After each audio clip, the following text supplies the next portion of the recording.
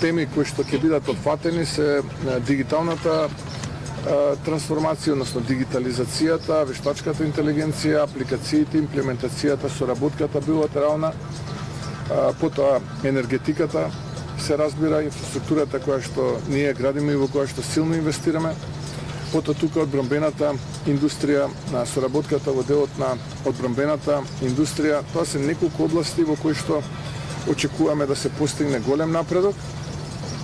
Истовремено да се промовира една инвестиција во еден значаен производен објект, а тоа е рудата Антимон, која што ќе се експлоатира во близина на паланечкото село Луке, во кривопаланечкото село Луке. Редок минерал, нешто кое што наистина може за нашата економија да значи многу. Веќе таму истрагите се при крај и очекувам многу скоро да биде тоа започнато.